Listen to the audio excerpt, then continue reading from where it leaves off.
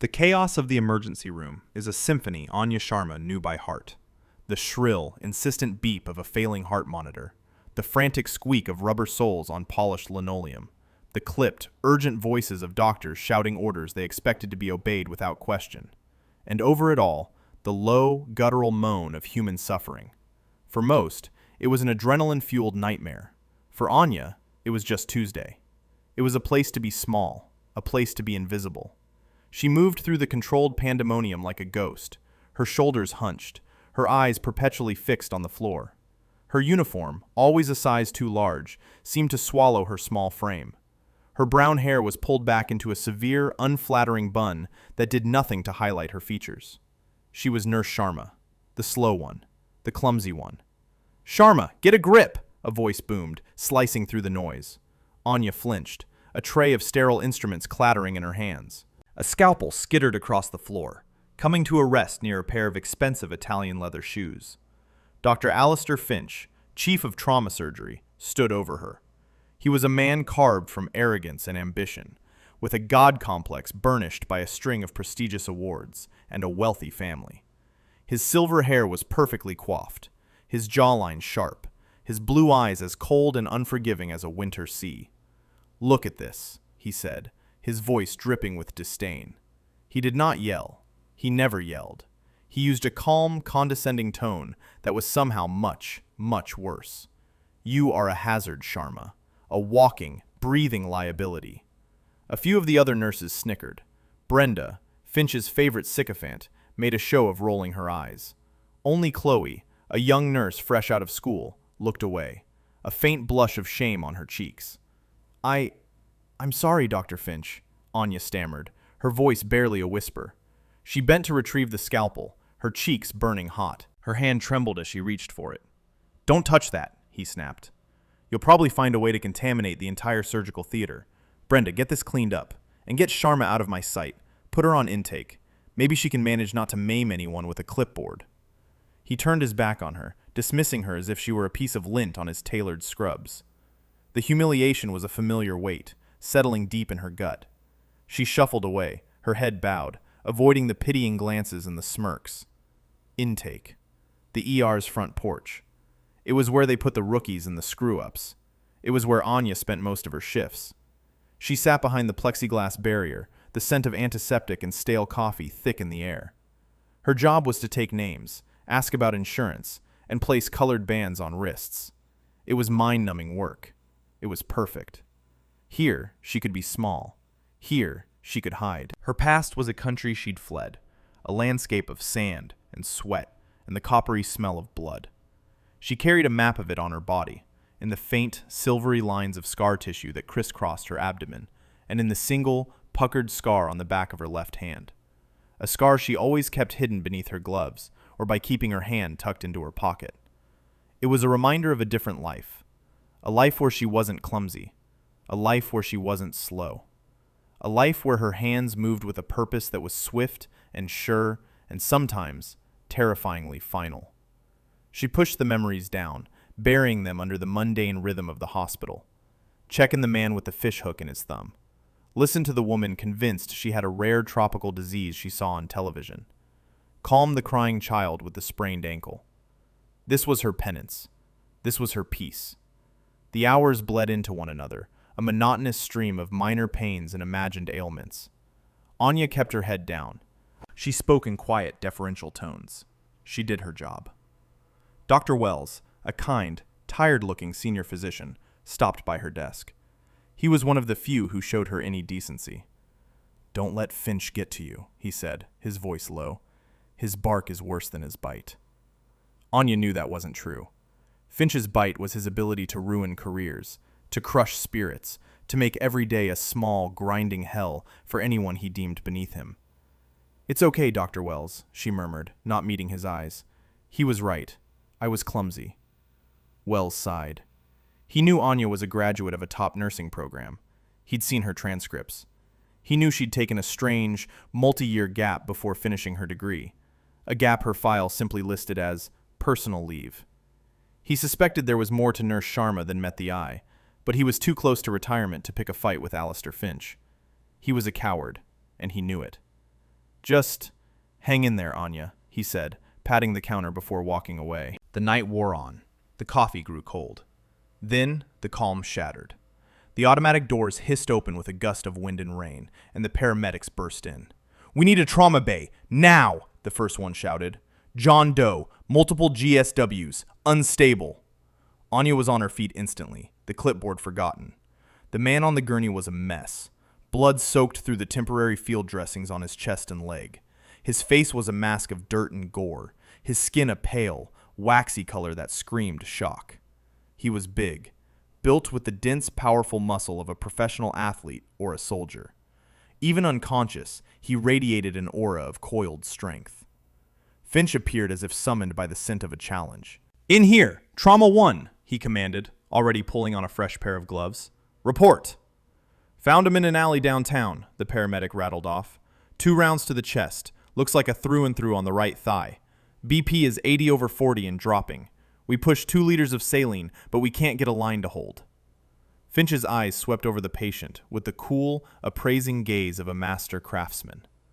"Get him on the monitor. Cross-match for O-neg. Sharma!" Anya jumped. "Get in here and make yourself useful," Finch sneered. "Hold pressure on the leg wound. Try not to pass out." She moved to the side of the gurney, her heart pounding a nervous rhythm against her ribs. She took the blood-soaked dressing from the paramedic, her gloved hands pressing down on the man's thigh. Beneath the fabric, she could feel the torn muscle, the ragged edge of the exit wound. The feeling was sickeningly familiar. The monitors began to beep frantically. "He's in VFib!" Chloe cried out. "All right, charge the paddles to 200, Finch ordered. "Everybody clear!" The man's body arched off the gurney as the electricity shot through him. The monitor flatlined with a piercing, final tone. "No rhythm," a nurse said. "Again, 300, Finch commanded. Another jolt. Nothing. "Come on, you son of a," Finch muttered, sweat beading on his forehead. "Charge to 360. As the team prepared for a third shock, Anya's eyes were locked on the patient. Something was wrong. It wasn't just the gunshot wounds. Her gaze darted over his body, a lifetime of training she thought she'd buried, suddenly surging to the surface. The waxy skin, the faint, almost imperceptible distension of the veins in his neck, the way his chest wasn't rising symmetrically despite the bag valve mask. It was a constellation of signs, a silent language only the initiated could read. "Stop," a voice said. It was quiet, but it cut through the room with the sharpness of a diamond blade. Everyone froze. They turned to see who had spoken. It was Anya. She was still holding pressure on the leg, but her posture had changed. Her shoulders were back. Her head was up. Her eyes, no longer downcast, were fixed on Finch with a blazing intensity. Finch stared at her, dumbfounded. "What did you just say?" "I said stop," Anya repeated, her voice steady and clear. "You're going to kill him." A stunned silence fell over the room. Brenda let out a scandalized gasp. Finch's face went from disbelief to a deep, dangerous red. "You have 10 seconds to get out of my trauma bay, Sharma. You are fired. Security will escort you out." "He has a tension pneumothorax," Anya said, ignoring him completely. Her voice was flat, clinical. "Probably a cardiac tamponade as well. Defibrillation is useless. You're shocking a heart that can't beat because it's being crushed." She looked at Chloe. "Get me a 14-gauge needle, a large-bore catheter, and a thoracotomy tray. Now." Chloe stared, wide-eyed, torn between the terrifying authority of Dr. Finch and the even more terrifying certainty in Anya's voice. "Did you hear me, Sharma?" Finch's voice was low, trembling with rage. "Get out." "There's no time," Anya said, her gaze sweeping the room. She was no longer looking at them as colleagues. She was looking at them as assets. Inefficient, panicking assets. Her eyes landed on the instrument tray, the one she had almost dropped earlier. In one fluid motion, she released the pressure on the leg, snatched the scalpel Finch had forbidden her to touch, and turned back to the patient. "What are you doing?" Finch shrieked, lunging forward. "Security!" Anya moved with a speed that was shocking. She sidestepped his clumsy grab, her free hand coming up to brace against his chest. It was not a push. It was a perfectly placed, biomechanically precise block that stopped his 200 pounds of momentum dead. He stumbled back, his eyes wide with shock at the solid, unyielding strength he'd just encountered. "He has maybe 30 seconds, Anya said, her voice an icy calm. She turned to the patient, her focus absolute. She placed the fingertips of her left hand on his chest, finding the space between the second and third ribs. The practiced, certain touch of a seasoned professional. "No anesthetic," she muttered to herself. "No time." With a single, decisive movement, she plunged the scalpel into the man's chest. There was a soft hiss, like air escaping a punctured tire. The man's chest, which had been unnaturally inflated on one side, visibly deflated. The heart monitor, which had been emitting a single, soul-destroying tone, suddenly flickered. A single, lonely beep. Then another. And another. A ragged, chaotic rhythm, but it was a rhythm. He was back. The room was utterly silent, save for the beeping of the monitor. Everyone was staring at Anya, at the mousy, clumsy nurse who had just performed a life-saving procedure with a stolen scalpel and the confidence of a god. Finch's face was a mask of apoplectic fury and utter humiliation. You are finished," he hissed, his voice shaking. "I will have your license. You will never work in this city again.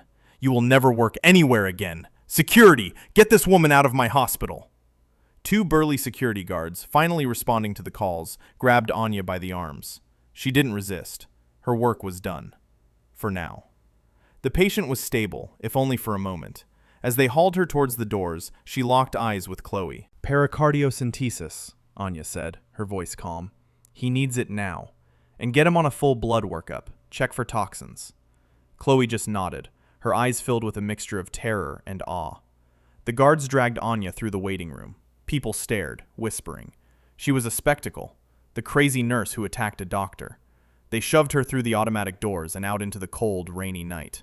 "And stay out!" one of the guards grunted, before the doors hissed shut behind her. Anya stood on the pavement, the cold rain soaking through her thin scrubs in seconds. The adrenaline began to fade, replaced by a deep, bone-weary exhaustion. Fired. Her quiet life, the one she had so carefully constructed, was gone. She had broken her own first rule: don't be seen. A sound from the ER entrance made her turn. It wasn't the hiss of the doors. It was a scream, followed by another. Then, the unmistakable concussive crack of a gunshot from inside the hospital. Panic erupted. The automatic doors slid open, and a wave of terrified people spilled out, screaming and stumbling over each other. Anya's blood ran cold. She should run. She should get as far away from this place as possible. But inside that building were Chloe, and Dr. Wells, and dozens of other innocent people. And inside that building was her patient, the John Doe, the man whose life she had just saved. Another gunshot echoed, closer to the entrance this time. Anya's training didn't just surge, it took over. The world sharpened, the rain, the screaming, the flashing lights of distant ambulances. It all faded into a background hum. Her focus narrowed to a single point, the entrance to the emergency room. She saw the two security guards who had just thrown her out. They were crouched behind a concrete planter, their hands hovering nervously over the pistols on their belts. They were scared. They were useless. Anya moved. She didn't run. She flowed. She slipped through the last of the fleeing crowd, moving against the tide of panic. She kept to the shadows, using the chaos as cover, her steps silent and sure on the wet pavement. She reached the entrance and flattened herself against the wall, her breathing slow and controlled. She risked a quick peek inside. The waiting room was a disaster zone.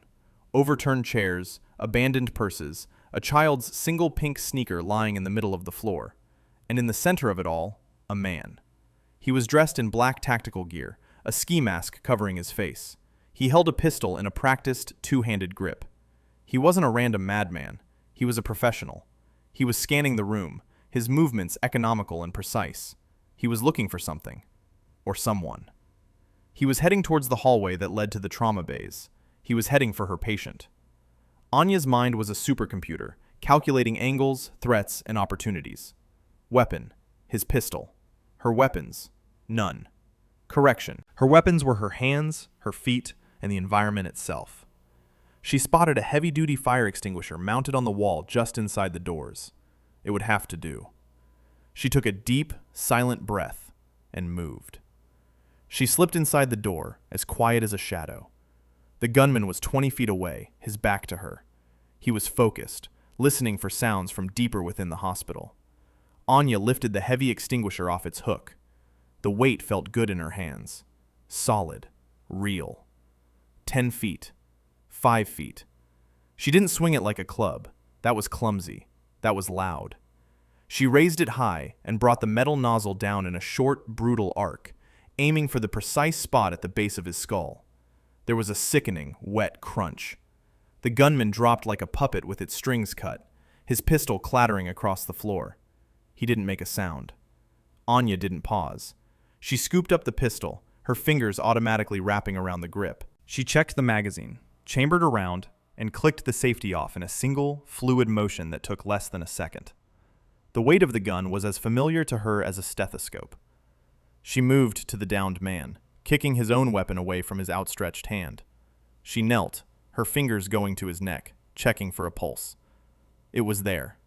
Weak, thready, but there. She hadn't killed him. Concussion, almost certainly. Possible spinal injury. He wouldn't be getting up anytime soon.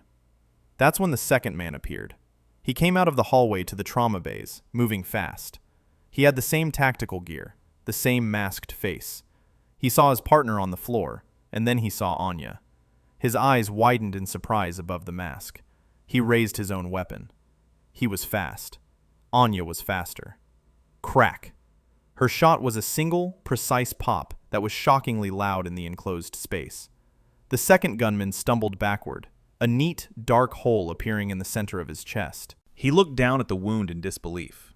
Then his eyes rolled up in his head, and he crumpled to the floor, dead before he hit the ground. Anya didn't look at him.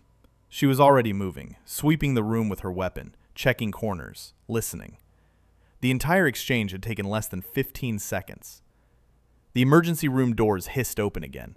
Anya spun, the pistol coming up, her stance low and aggressive. "Freeze! Drop the weapon!" a voice commanded. But it wasn't a cop's voice. It was military.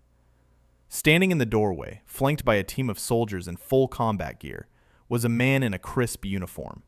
He was tall, imposing, with a chest full of ribbons and the cold, hard eyes of a man who had seen everything. A single star gleamed on his collar. A general. His men fanned out, their rifles trained on her. Anya didn't drop her weapon. She held her ground, the pistol steady in her hand. The general's eyes flickered from her to the two downed men in tactical gear, and back to her. He saw the fire extinguisher. He saw the professional stance. He saw the cold, competent fury in her eyes. He saw something he recognized. "I am General Marcus Thorne, United States Army," he said, his voice calm but powerful. "We're here for one of our own. A man was brought here. John Doe." Anya's eyes narrowed. "I know." The general took a step forward. "We also received a report. A medical professional. One who knew what to do. They called her an angel." His eyes scanned her, from the cheap, oversized scrubs to the bloodstain on her sleeve. Then his gaze fell on her left hand, the one holding the pistol. The back of it was turned towards him. He saw the scar, the small, puckered mark just below the knuckles. A look of stunned recognition crossed his face. "My God," he breathed, his voice barely a whisper. "It can't be." He looked at her face, really looked at her, past the severe bun and the tired lines around her eyes. "Sergeant Sharma?" he asked, his voice full of disbelief. "Anya Sharma? Is that you?" Anya's composure finally cracked. A single tear traced a path through the grime on her cheek. She lowered the pistol. "General Thorne," she said, her voice hoarse. "It's been a long time." Just then, Dr. Finch chose to make his reappearance. He came striding down the hallway, his face a thundercloud. "What in God's name is going on out here?" he bellowed. "This is a sterile environment. I want these people—" He stopped short when he saw the scene. The soldiers, the downed gunman, and Anya, standing there holding a pistol, talking to a general. "You!" Finch spat, pointing a trembling finger at Anya. "I knew you were unstable. General, this woman is a menace. She assaulted me, she mutilated a patient, and now this. Arrest her." General Thorne turned his head slowly, fixing Finch with a look that could freeze fire. "You are Dr. Alistair Finch?" the general asked, his voice dangerously quiet. "I am the chief of surgery at this hospital," Finch puffed up, sensing a powerful ally. "And I am telling you that this woman—" "Dr. Finch," the general interrupted, his voice like cracking ice. "The man you refer to as John Doe is Captain Evan Sterling of the United States Army Special Forces. He is a national hero and was on a mission of critical importance to this country's security." Finch's jaw went slack. "The mutilation you speak of," the general continued, his gaze flicking to Anya with newfound respect, "was a textbook needle decompression for a tension pneumothorax, a procedure that, according to the medic who called us, saved Captain Sterling's life after you had given him up for dead." The color drained from Finch's face. "As for this woman," the general said, stepping forward to stand beside Anya, placing a hand on her shoulder, "this is former Staff Sergeant Anya Sharma, one of the most decorated combat medics in the history of the 75th Ranger Regiment. She has saved more lives under fire than you have in your pristine, air-conditioned operating rooms. She holds the Distinguished Service Cross for valor. The angel my men were looking for wasn't just some nurse. It was a legend." The silence in the room was absolute. Chloe and Dr. Wells had crept out into the hallway and heard everything. Chloe's hand was over her mouth, her eyes shining with tears. Wells just looked stunned, and then deeply, profoundly ashamed. Finch looked like he'd been struck by lightning. I didn't know," he stammered. "No," the general said, his voice dropping to a lethal whisper. "You didn't. You just saw a quiet nurse you could bully. You saw someone you thought was beneath you. You put your ego ahead of a patient's life, and in doing so, you nearly cost this country one of its finest assets." He turned to one of his soldiers. "Secure the area. This hospital is now under military authority. I want a perimeter established. No one in or out without my express permission." He looked back at Finch.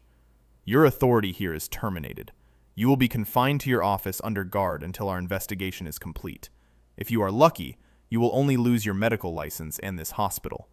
If we find your incompetence was criminally negligent, you will be prosecuted to the fullest extent of the law."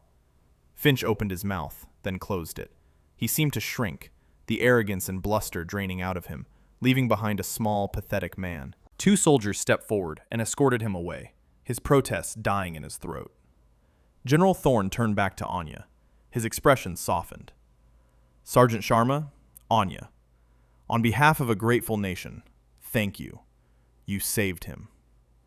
"He's not out of the woods, General," Anya said, her voice all business again. The transformation was complete. The timid nurse was gone, replaced by the combat medic. Those men were professionals. They weren't here to rob the pharmacy. They were here to finish the job. This hospital isn't safe. "I agree," Thorne said, nodding grimly. "They knew he was here. That means there's a leak." "The second man who came at me," Anya said, her mind racing. "He came from the direction of the trauma bays. He might have been posing as staff. Finch's team. They need to be vetted. All of them." "My team is already on it," Thorne assured her. "But you're right. We need to move him." "Where?" "We have a secure location. A medical facility. Off the books. But he's not stable enough to transport by conventional means." Anya's eyes met the general's. "He needs a full workup. The toxin screen I ordered. Did they do it?" Chloe stepped forward hesitantly. I did, Sergeant Sharma. I mean, Anya. The results just came back." She held out a tablet. Anya took it, her eyes scanning the results. Her face hardened. "Just as I thought," she said, showing the screen to the general. "It's not just the gunshot wounds. He was poisoned. A fast-acting neurotoxin designed to induce cardiac arrest and mimic a heart attack. Very subtle, very sophisticated. Without the trauma of the gunshots, no one would have ever known." "Which means the shooter was just the backup plan," Thorne concluded grimly. "The poison was meant to be the primary cause of death. Someone on the inside administered it." Anya's mind flashed back to the chaotic scene in the trauma bay, the flurry of activity, the number of people who had access to the patient's IV lines. "They'll try again," she said. "Not if I can help it," Thorne replied. "I need you, Anya. Captain Sterling's life is in your hands. I'm placing you in charge of his medical care. Whatever you need, you'll have it. Name it." Anya looked from the general to the chaos of the ER, and then in the direction of the trauma bay where her patient lay. "I need a transport with a fully pressurized cabin and life support," she began, her voice crisp and authoritative. "A flight-certified medical team. I'll vet them myself. I need access to a full-spectrum antiviral and toxin reversal kit. And I need a secure, isolated location with a positive pressure operating room and at least 2 armed guards on me and the patient at all times." She took a breath. "And I need a cup of coffee. A real one, not the sludge they serve here." A small smile touched General Thorne's lips for the first time. "Sergeant," he said, "it's good to have you back." The next hour was a whirlwind of controlled, military-grade chaos. Thorne's team locked down the hospital with chilling efficiency. Anya, now flanked by 2 stone-faced rangers, moved through the ER like a whirlwind. She was no longer Nurse Sharma. She was a commander on a battlefield. She directed the stabilization of Captain Sterling, her hands moving with a fluid grace as she started a central line, her voice clear and unwavering as she called out drug dosages and equipment needs. Chloe became her shadow, her initial awe turning into fierce, determined loyalty. She anticipated Anya's needs, fetching supplies, relaying information, her movements quick and efficient under Anya's calm command. Dr. Wells watched from the sidelines, offering his assistance wherever needed, his face a mixture of regret and admiration. "Just tell me what to do, Sergeant," he'd said, and Anya had given him a brief, grateful nod. The investigation into the leak was swift and brutal. Thorne's intelligence officer, a severe-looking woman with a laptop and an earpiece, cross-referenced hospital staff with known associates of foreign intelligence agencies. A hit came back. Brenda, the sycophantic nurse. Her bank account showed a recent deposit of $50,000 from a shell corporation linked to a mercenary outfit. When 2 soldiers came for her, she didn't scream or protest. She just started crying, her carefully constructed world crumbling around her. She had been the one to switch out an IV bag, administering the poison under the guise of routine care. Finch's bullying had made her bitter and resentful, and the mercenaries had found an easy target for their money. The biggest shock, however, came from Finch's office. The investigation revealed a pattern of corruption stretching back years, taking kickbacks from pharmaceutical companies, falsifying research data, and, most damningly, a series of encrypted emails. He hadn't just been negligent, he had been complicit. The mercenaries had contacted him, offering him a substantial sum to ensure that John Doe didn't survive surgery. They told him the man was a dangerous criminal. Finch, seeing an opportunity to get a massive payout and rid himself of a problematic, uninsured patient, had agreed. His order to stop treatment wasn't just ego. It was a deliberate attempt to let Sterling die. When Anya defied him, he panicked. When General Thorne confronted him, he knew the game was up. But the conspiracy didn't end there. "The men you took down," Thorne said, showing Anya a tablet with surveillance photos. "They're part of a private military company, ex-special forces, highly trained. They don't work cheap, and they don't give up. They know the poison failed," Anya stated. "They know the hospital is compromised. They'll be waiting for us to move him." "Exactly," Thorne agreed. "Which is why we're not going to the primary extraction point. It's compromised. We're going to have to improvise." He pulled up a map on the tablet. It showed a dense, wooded area about 100 miles outside the city. "There's an old hunting lodge here," Thorne explained. "Belonged to my grandfather. It's not on any official maps, completely off the grid. We can keep him safe there until we can arrange a secure flight out of the country." "It's a risk," Anya said. "Moving him in his condition." "It's a bigger risk to stay here," Thorne countered. "They have this place scoped. They may even have Finch's surgical schedules. They know the layout. Out there," he gestured to the map, "we control the environment." Anya looked at the unconscious form of Captain Sterling. His life was balanced on a knife's edge. "All right," she said, "but we do it my way." The escape from the hospital was a masterpiece of misdirection. 2 identical ambulances were brought to the loading bay. One, a decoy, screamed away with a full escort of military vehicles, lights flashing, sirens blaring, heading north towards the military airfield. The other, a nondescript vehicle that looked more like a delivery van, slipped out a rear maintenance exit and quietly melted into the city traffic, heading south. Inside, it was a state-of-the-art mobile ICU. Anya worked over Captain Sterling, her focus absolute. Chloe sat opposite her, monitoring the equipment. Two silent, heavily armed rangers sat in the back, their eyes scanning the dark streets. General Thorne rode in the passenger seat. "How is he?" Thorne's voice crackled over the intercom. "His pressure is stabilizing," Anya reported. "The antidote for the neurotoxin is working, but it's slow. He's still critical.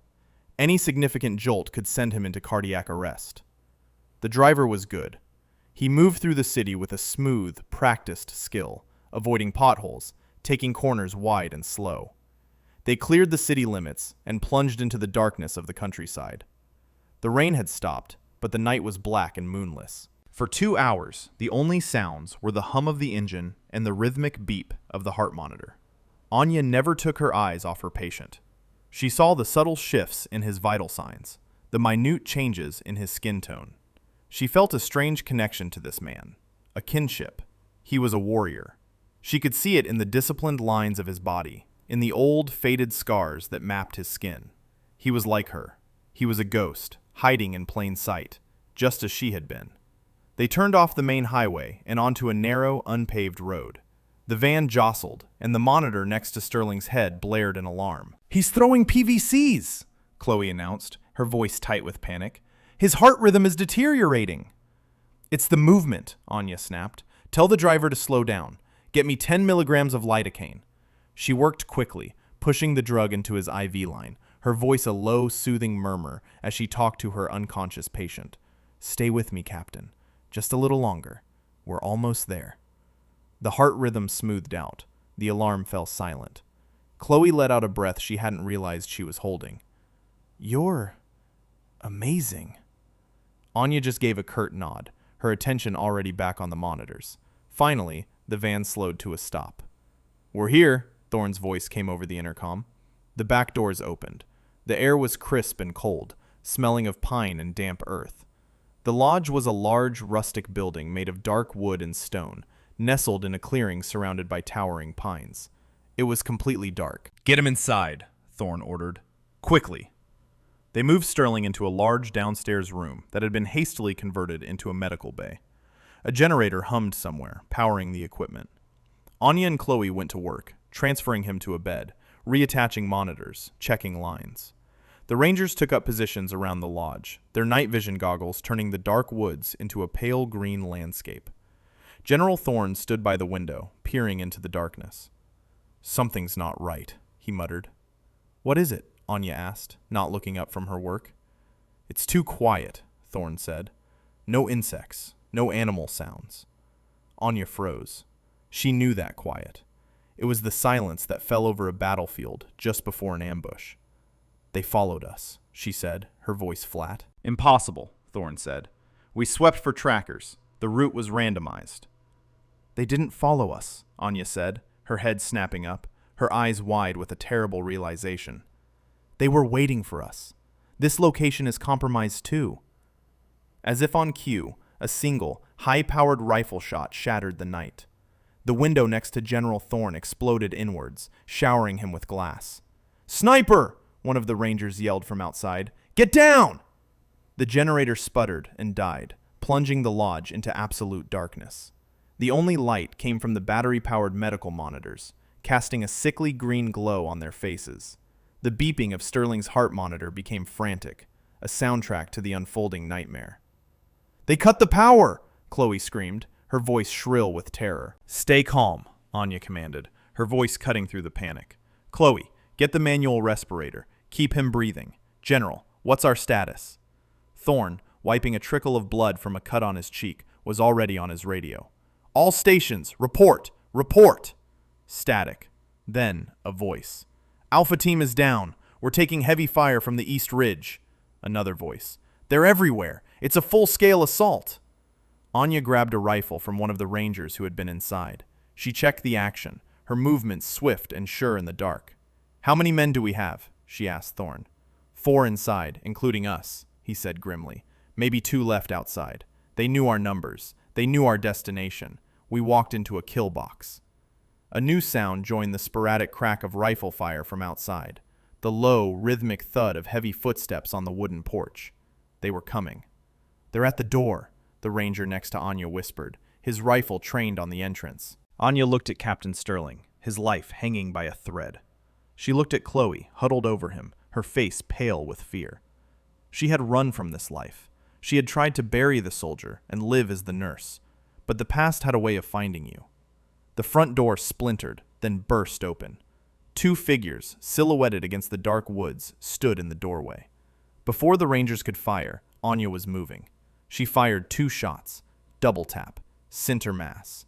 The figures dropped. More came, trying to push through the doorway. The small room erupted in a deafening storm of muzzle flashes and cordite. Anya and the Rangers formed a tight triangle, laying down a controlled, devastating field of fire. They weren't panicking. They were professionals at work. Anya moved like a dancer in a ballet of death, firing, moving, reloading, all in one seamless, terrifying flow. She was a combat medic, but the first word in that title was combat. A stray bullet ricocheted off a stone fireplace and struck one of the Rangers in the shoulder. He grunted and went down. "Man down!" Anya yelled. Without a second thought, she threw her rifle to the general. "Cover me!" She scrambled over to the wounded soldier, dragging him behind cover. Her hands flew over his body, assessing the wound even in the near darkness. "It's a through and through," she said, her voice calm. "You'll live." She grabbed a field dressing from his kit and expertly packed the wound, her movements fast and efficient. The firefight raged on. The enemy was well trained, pushing forward, trying to overwhelm them with sheer numbers. Suddenly, a new sound. A high-pitched whine. "RPG!" Thorne yelled. Anya looked up and saw the rocket streaking towards the lodge. There was no time to run. She threw herself over Chloe and Captain Sterling, shielding them with her own body. The world exploded in a shower of fire, wood, and pain. The explosion threw Anya across the room. She slammed into the far wall, the air driven from her lungs. Her head swam. Her ears rang with a high-pitched squeal. The taste of dust and blood filled her mouth. Through the ringing, she could hear shouting. The enemy was inside the lodge, clearing the rooms. She pushed herself up. Her body screamed in protest. Her old scars ached with a fiery intensity. The room was a wreck. Part of the roof had caved in. Fire licked at the splintered timbers. General Thorne was leaning against a wall, a piece of shrapnel sticking out of his leg. The remaining Ranger was dead, and the enemy was advancing on Chloe and Captain Sterling. Chloe stood over Sterling's bed, shielding him with her body, a terrified but defiant look on her face. One of the mercenaries, a huge man with a scarred face, grabbed Chloe by the hair and threw her to the ground.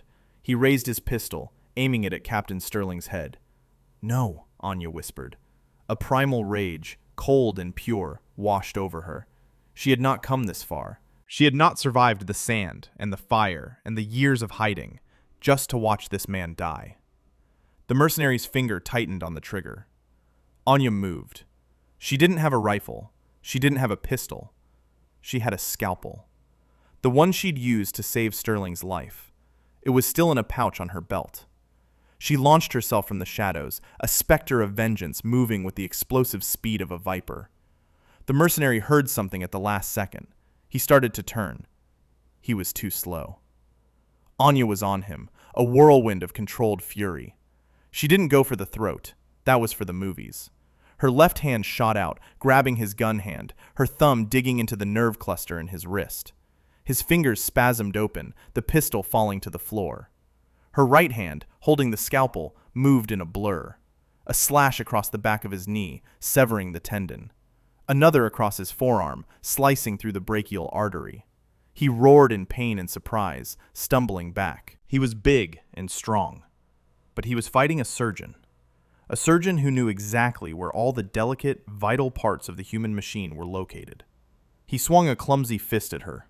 Anya ducked under it, the scalpel tracing a final, fatal line across his carotid artery. His eyes widened in shock. He brought a hand to his neck, staring at the blood pouring through his fingers.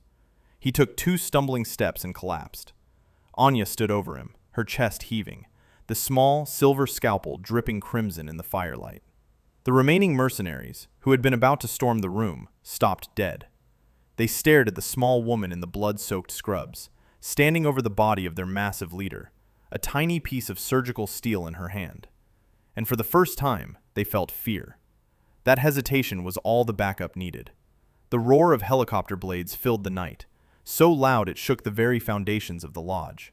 Powerful spotlights flooded the area, turning night into day. "This is U.S. Army Task Force Delta. Drop your weapons. You are surrounded," a voice boomed from a loudspeaker. The mercenaries scattered, trying to flee back into the woods. It was a slaughter. The Delta Force operators, descending from the helicopters on fast ropes, were ghosts in the night, dispatching the remaining threats with cold, ruthless efficiency. Within minutes, it was over. Anya stood in the ruined lodge, the scalpel still clutched in her hand, as soldiers swarmed the area. A medic rushed to her side. "Ma'am, are you hurt?" Anya didn't seem to hear him. Her eyes were on Captain Sterling. She walked back to his bed, her movements stiff and pained. Chloe was already there, checking his vitals. "He's alive," Chloe said, her voice choked with tears. "His vitals are weak, but he's alive." Anya reached out a trembling hand and brushed a lock of hair from Sterling's forehead. His eyes fluttered open. They were a startling, clear blue. He looked at her, his gaze hazy with pain and confusion. "The angel?" he whispered, his voice a dry rasp. Anya's lips curved into a small, weary smile. "Something like that," she said. The aftermath was a blur. Anya was flown to a secure military hospital in Germany, along with Captain Sterling and General Thorne. The story came out, pieced together from Thorne's report, Chloe's tearful testimony, and the data recovered from the mercenaries' equipment. Captain Sterling had been undercover, gathering intelligence on a plot to sell stolen nerve agents. He had been discovered, poisoned, and shot. The buyer for those agents was a rogue state, but the deal was being brokered by a powerful, unseen figure in the United States. The mercenaries were their enforcers. Alistair Finch, in his greed and arrogance, had nearly handed them their victory on a silver platter. Faced with irrefutable evidence of conspiracy and attempted murder, Finch had tried to make a deal. There was no deal to be made. He was facing a life sentence in a military prison. Brenda, the nurse, received a lesser sentence in exchange for her full cooperation. Dr. Wells, to his credit, gave a full and public statement, praising Anya's heroism and condemning his own cowardice in not standing up to Finch sooner. He announced his retirement the next day. Anya, however, was kept out of the headlines. Her past, her skills, her very existence were a matter of national security. She spent her days at Captain Sterling's bedside. She was no longer his medic, but his guardian. She read to him, talked to him, and watched as the strength slowly returned to his body. He learned her story in pieces. The girl from a small town who wanted to help people. The brilliant medic who joined the army to pay for school and found her calling in the chaos of battle. The decorated hero who saw too much, lost too much, and tried to disappear into a quiet life, only to be dragged back into the fight. "You saved me," he said one afternoon, his voice stronger now. He reached out and took her hand. His fingers brushed against the scar on the back of it. Twice. "It was my job," she said, her old habit of deflecting. "No," he said, his blue eyes serious. "It was more than that. You fought for me when I couldn't fight for myself." A few weeks later, General Thorne came to her room. "The President sends his personal thanks," he said.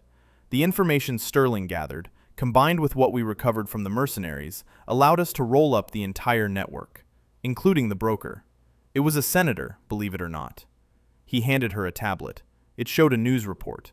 A powerful politician, being led away in handcuffs, his face a mask of disbelief. "You saved more than one life that night, Anya," Thorne said. "You may have prevented a war." He cleared his throat. "Which brings me to my next point. The Army wants you back. Not as a sergeant. We want you to help us build a new program. A special unit of elite forward-deployed medical operators. Part surgeon, part soldier. People like you. We want you to lead it. Name your terms. Write your own ticket." Anya looked out the window at the manicured hospital grounds. For years, she had run from who she was. She had tried to be small, to be invisible. But the world needed people who were willing to be large. People who were willing to stand in the gap between the innocent and the things that preyed on them. "I have one condition," she said. "Anything," Thorne replied. "My first recruit," Anya said, a small smile playing on her lips. "I want Captain Sterling as my second in command. Once he's cleared for duty, of course." Thorne grinned. "I think that can be arranged." The final scene was not in a hospital. It was on a wind-swept tarmac, the air buzzing with the sound of jet engines. Anya stood beside Evan Sterling. He was leaning on a cane, but his back was straight and his eyes were clear. She was no longer wearing oversized scrubs. She was in a crisp, black military uniform, her own design, with no rank insignia, only a single, unique patch on the shoulder. A silver scalpel crossed with a rifle, encircled by a pair of angel wings. Chloe was there to see them off, having accepted a position as the unit's lead civilian nurse administrator.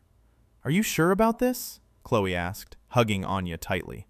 "I've never been more sure of anything," Anya said. She looked at Evan, and he smiled.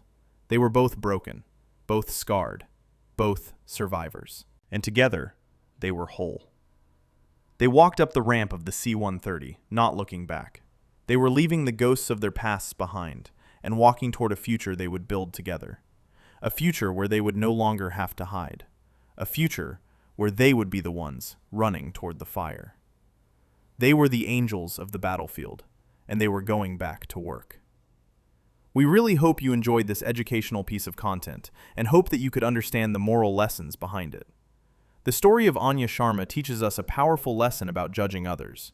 It shows that true strength and capability aren't always loud or obvious. People who seem quiet or unassuming on the surface can possess incredible hidden depths, skills, and courage. It reminds us that a person's worth is not determined by their title or the approval of arrogant figures like Dr. Finch, but by their character and their actions under pressure. The most important moral is that you should never, ever judge a book by its cover.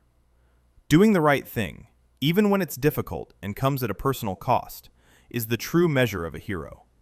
True strength is not about status, but character, and that integrity will always be vindicated in the end. What would you have done if you were in Anya's position when Dr. Finch gave the order to stop treatment? Would you have spoken up and risked your career? Let me know in the comments below.